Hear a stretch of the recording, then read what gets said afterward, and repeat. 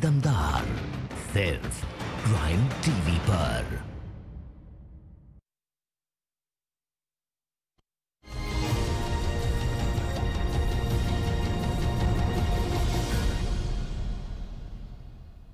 नमस्कार, आप देख रहे हैं प्राइम टीवी। मैं हूं आपके साथ अब्दुल करीम। खबरों की शुरुआत करते हैं बिहार की खबरों के साथ। भागलपुर में वन स्टॉप सेंटर की अस्थायी तौर पर शुरुआत 2 साल पहले ही हो चुकी है, लेकिन सेंटर का ना नाम है और ना ही कोई पता। ऐसे में ये सवाल उठता है कि पीड़िता को न्याय कैसे मिलेगा।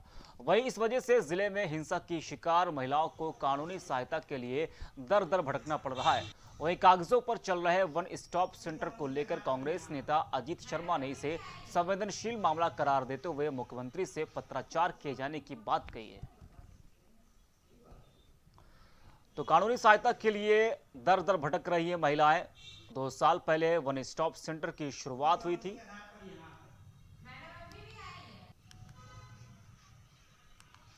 तो भागलपुर में वन स्टॉप सेंटर की अस्थायी तौर पर शुरुआत 2 साल पहले ही हो चुकी है, लेकिन सेंटर का ना नाम है और ना ही कोई पता।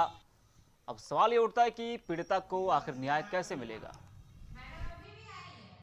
के उपरांत बेबस महिलाओं के लिए 2014 में यूपीए सरकार ने 1000 करोड़ रुपया देके Nirbhaya centre, one stop centre के नाम से घोषणा किया था कि इसको पूरे देश में बनाया जाएगा।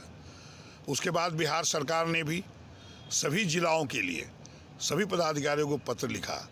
जहां तक भागलपुर में मैंने पता लगाया है कि यहाँ की प्रमंडल आयुक्त ने भी जुलाई 2019 में जमीन चिन्हित के लिए लिखा गया, लेकिन आज तक जैसा सूचना मुझे एक सिर्फ जमीन चिन्हित किया गया और आज तक कोई सेंटर, वन स्टॉप सेंटर बनाने का काम नहीं किया। लड़कियां बीच रोड पर आपस में भिड़ गईं। इसके बाद दोनों के बीच जमकर बेल्ट चले।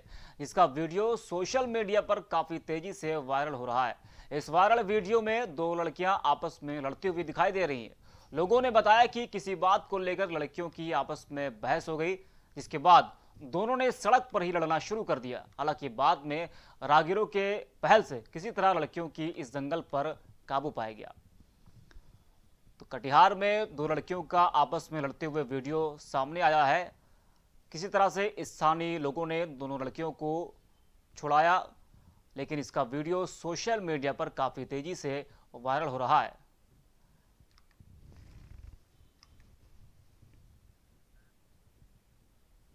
भागलपुर सहित पूरे प्रदेश में भीषण शीतलहर का प्रकोप जारी है। इसके बावजूद भी नगर प्रशासन के द्वारा जरूरतमंद लोगों के बीच ना तो कंबल का वितरण किया जा रहा है और ना ही रैन बसेरों में शीतलहर से बचाव को लेकर कोई व्यवस्था की गई है। इसी के चलते भागलपुर कांग्रेस विधायक ने जरूरतमंद लोगों के बीच कंबल का वितरण किया है। इसके साथ ही विधायक ने नगर प्रशासन के कार्यप्रणाली पर सवाल खड़ा करते हुए उसे लूट घसोट का अड्डा बताया है।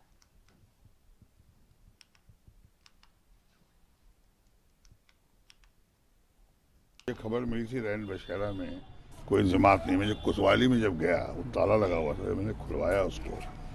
एक भी चौकी पर कोई चादर, कोई कंबल नहीं, एक व्यक्ति नहीं। उसके बाद वहाँ देखने के बाद फिर यहाँ आया।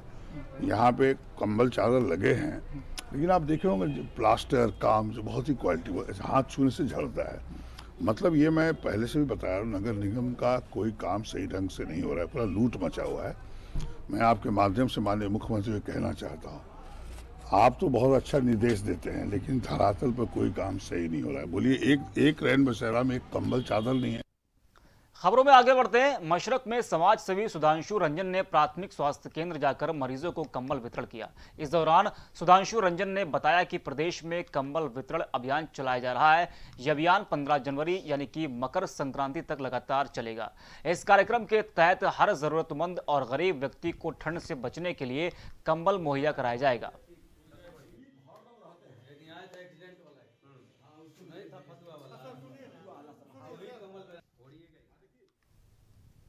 नए साल में भागलपुर रेलवे जंक्शन पर यात्रियों की सुविधाओं का विस्तार होगा और यह पहले से ज्यादा सुंदर और आकर्षक दिखेगा। स्मार्ट सिटी का स्टेशन भी बड़े स्टेशनों की तरह स्मार्ट होगा। बीते 1 साल में जंक्शन पर कई सुविधाएं बढ़ी हैं। 2021 के जनवरी से मार्च के बीच यात्री सुविधाओं में और अधिक बढ़ोतरी होगी।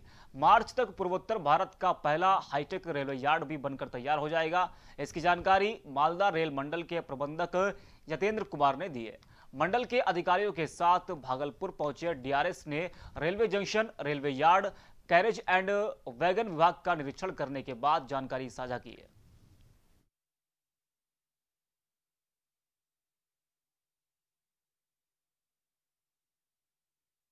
अधिकारियों ने किया है।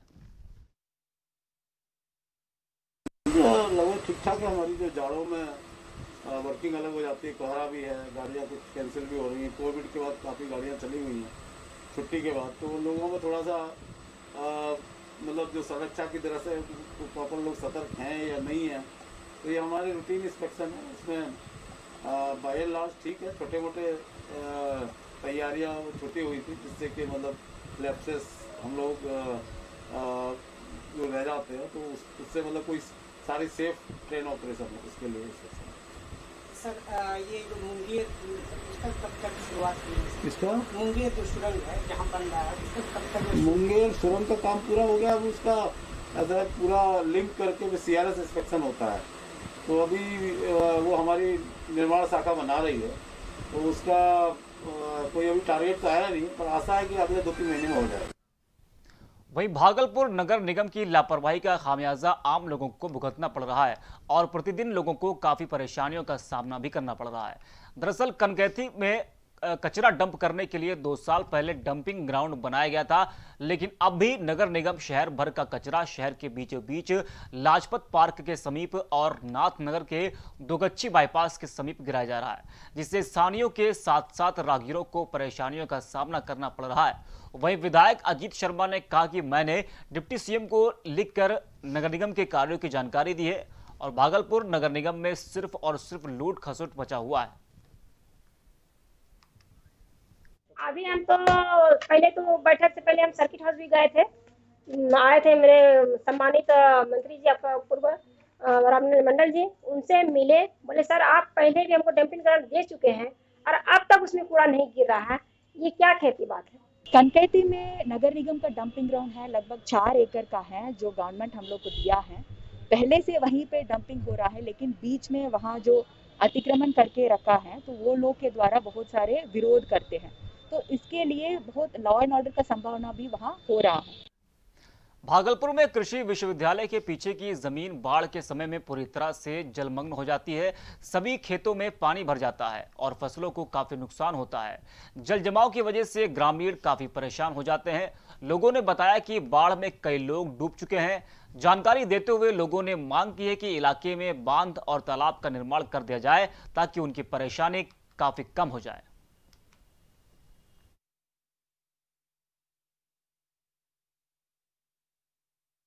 इस तालाब से, ये तालाब बिहार एग्रीकल्चर कॉलेज और पुराना रेलवे लाइन रजनीपुर बांध के मध्य में ये बांध बंधना है। ये तालाब की बांध का करीबन 50 वर्षों से मांग है।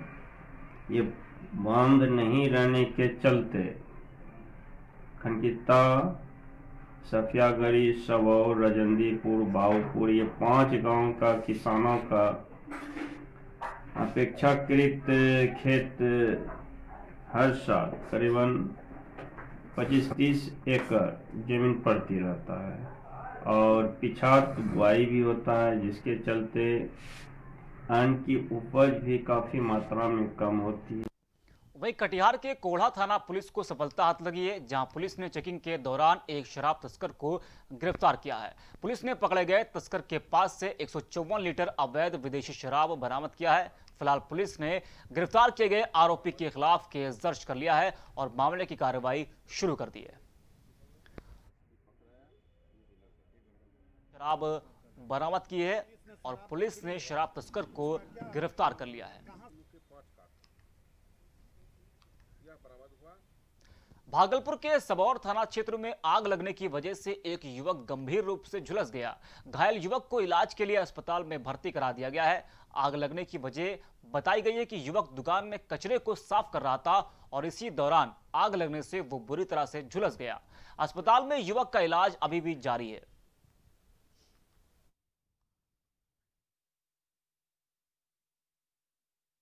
रोज की तरह जो है अपना साफ सफाई करके जो है ना, एक जगह गंदा कचरा सब ज़्यादा था इधर से, तो उसको सफाई को मतलब कि ख़त्म करने के लिए जलाया इधर से कचरा सब को। तो वही जलाने के दरमियान ही जो है वो आग जो है ना थोड़ा सा भभक गया जो है ना चेहरे पे जो है ना। क्या था उसमें? पता नहीं क्या था, ये तो कह नहीं सकते हैं इधर से। खबरों में आगे बढ़ते हैं। भागलपुर के सुल्तानगंज में एक युवक की सड़क दुर्घटना में घायल हो गया, जिसके बाद परिजनों ने घायल युवक को अस्पताल में भर्ती कराया, जहां युवक की मौत हो गई है। वहीं मृतक के परिजनों ने अस्पताल में धरना प्रदर्शन करना शुरू कर दिया। परिजनों का कहना है कि डॉक्टरों की लापरवाही के चलते युवक की मौत हुई है। इस दौरान आक्रोशित परिजनों ने अस्पताल परिसर में धरना प्रदर्शन दिया।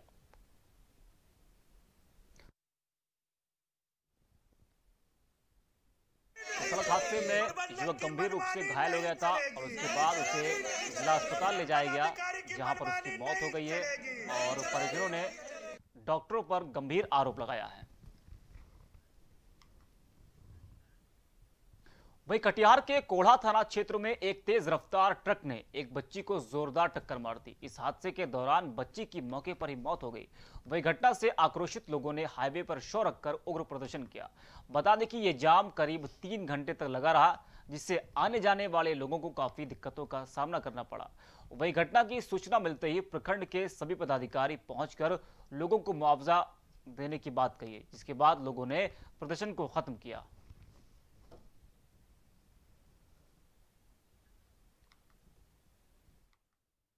मेरे यहाँ कुल 2 एक्सीडेंट में मृत्यु आज फलका में हुई है, आज एक कोढ़ा में हुई है और कल भी एक कोढ़ा में हुआ था। इस संबंध में हम लोग कांड दर्ज करके गाड़ी को जब्त करते हैं, ड्राइवर को भी हम लोग गिरफ्तार करते हैं। जहाँ तक अधिक एक्सीडेंट होने की बात है तो आजकल रोड अच्छी है, NH और स्टेट हाईवे, और जो गाड़ी चालक है काफ़ी तेज़ में गाड़ी चलाते हैं। तो इस संबंध में हम लोगों ने कटिहार जिला बल में जो भी गाड़ी चालक है इस तरह की घटना पाई गई है उन सबको, उनका जो नियुक्ति है उनको निलंबन के लिए हम लोग प्रस्ताव भेजे। भागलपुर के अराजपत्रित कर्मचारी महासंघ के द्वारा संघ के पद धारक कॉमरेड अनिल लकड़ा की मौत पर श्रद्धांजलि सभा आयोजित की गई। इस दौरान कर्मचारियों ने मृतक की फोटो पर फूल अर्पित किया। संघ के लिए उनके द्वारा किए गए कार्यों को याद रखा जाएगा। इस दौरान बड़ी संख्या में मौके पर लोग मौजूद रहे। तो अनिल लकड़ा को श्रद्धांजलि दी गई है और श्रद्धांजलि सभा में कई लोग शामिल हुए।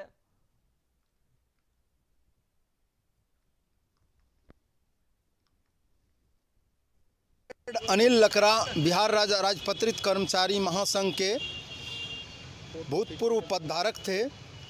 इनका 18 तारीख को असामयिक निधन हो गया।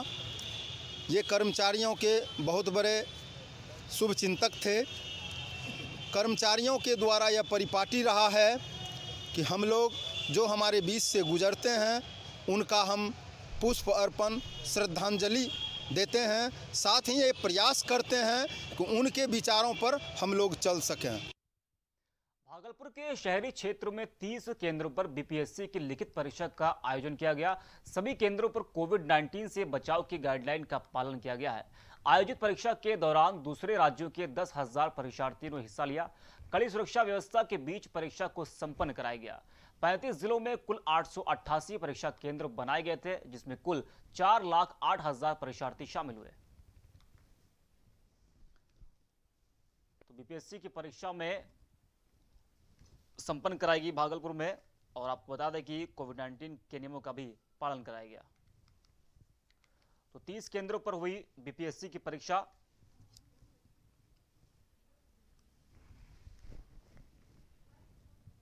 भागलपुर के समाज सेवी दिवाकर चंद्र दुबे के आवास पर जीवन जागृति मंच बिहार के द्वारा जीवन चलने का नाम के बैनर तले कवि सम्मेलन सह मुशायरा का आयोजन किया गया। इस दौरान जिले के अलग अलग प्रखंडों से आए कवियों ने अपने काव्य पाठ के माध्यम से लोगों का मनोरंजन किया। इस दौरान कवियों ने वैश्विक महामारी कोरोना वायरस के संक्रमण पर बने माहौल पर अपने काव्य पाठ के माध्यम से जमकर प्रहार किया। काव्य गोष्ठी के दौरान पूर्व जिला परिषद अध्यक्ष शंभू दयाल सहित कई कवि मौजूद रहे।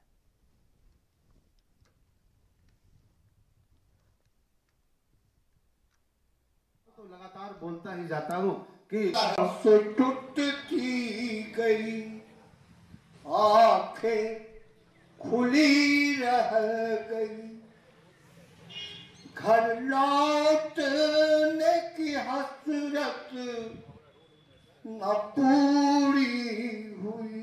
लेकर आए कुछ वर्ष, शायद वर्ष 21 लेकर आए कुछ वर्ष, याद रहेगा 20 ये महाकाल का वर्ष, याद रहेगा 20 ये महाकाल का वर्ष। कोरोना की ये 4 पंक्तियां और सुनिए आप कि कोरोना से बढ़कर कहां कोई दानव, कोरोना से बढ़कर कहां कोई दानव, इससे बुरे कब हुए कंस रावण। कोरोना से बढ़कर कहां कोई दानव, इससे बुरे कब हुए कंस रावण। भगाए बिना मगर हटाना मगर है दानव को ऐसे, हटाना मगर है दानव को ऐसे, भगाए बिना सुरक्षित, भगाए बिना कब सुरक्षित हो मानव, भगाए बिना कब सुरक्षित हो मानव। फिलहाल खबरों में इतना ही। देश और दुनिया की तमाम बड़ी खबरों के लिए देखते रहिए प्राइम टीवी।